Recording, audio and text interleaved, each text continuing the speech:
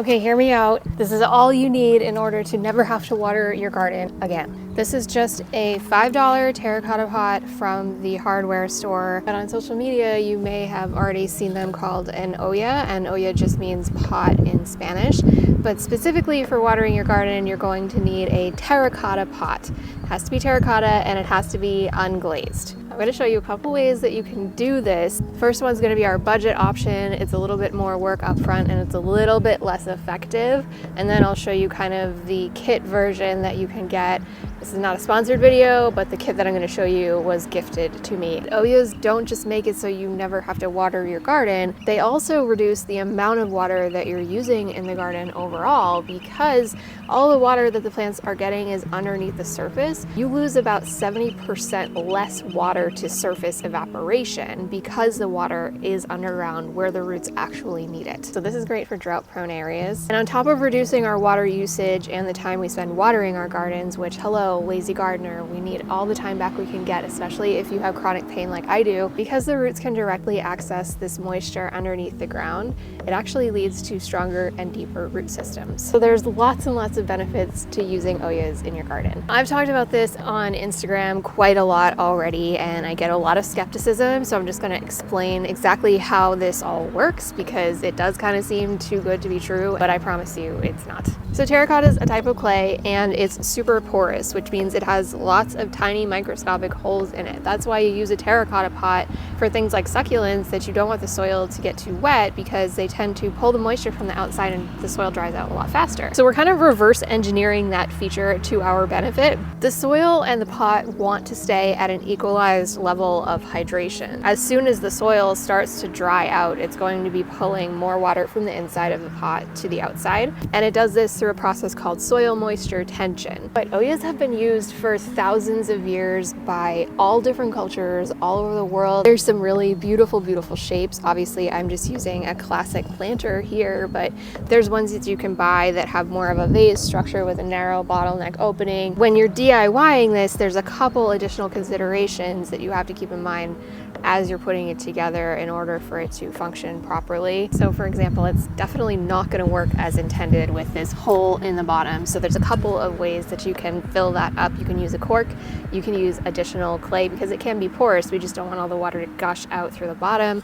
What I've done is actually used moldable glue to form a plug that sits in the hole itself. The second thing you need to keep in mind with a DIY olla like this is how many you need per square foot of space that you have. So the ollas have a certain radius that they work out to. So this is probably like an 8-inch pot, and it works out to about 2 feet away on all sides. So you do have to do just a little bit of math to make sure that you have enough spread out through all of your garden beds for them to work effectively. So for a bed like this, these are actually my beds that have sub-irrigated planters in them, so I won't be keeping ollas in this long term, but just for demonstration purposes, they're 2 feet wide and 8 feet long. In an 8-foot bed like this with an 8-inch olla, you'd want 4 ollas spaced evenly throughout the center of the bed. That is one downside.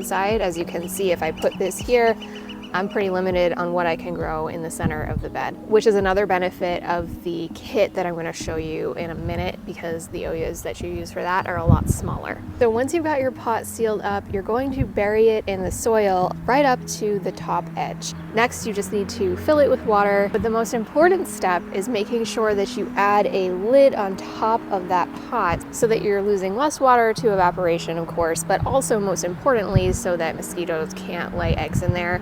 And I actually like to fill that top saucer with small rocks because a little bit of water will collect there anytime it rains, and I often actually fill it myself because the rocks are there, the mosquitoes can't actually lay their eggs, and it makes a nice little pollinator watering station for your bees. With the DIY method, the biggest risk is that you don't actually get an unglazed terracotta pot.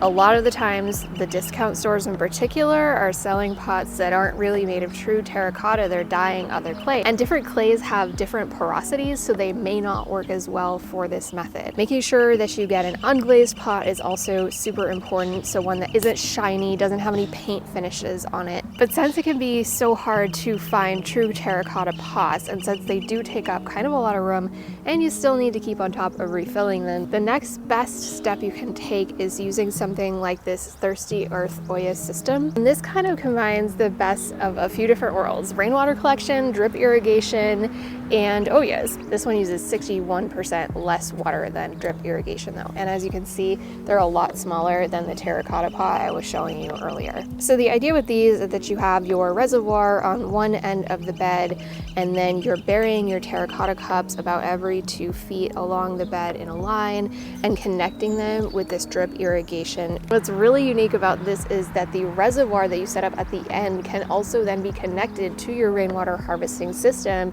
to refill it automatically. So you're constantly replenishing the reservoir, which automatically replenishes the Ollas, which makes the system almost completely hands-off throughout the summer. Personally, I think this is kind of genius. I'm really excited to implement it in my new garden beds. Water conservation is becoming a really big issue in gardening spaces, and it's something that we all need to be mindful of. So I'm very excited to hear what you think of these options. I'll put the links down below for ThirstyEarth. Thanks so much for gardening with me, and happy growing.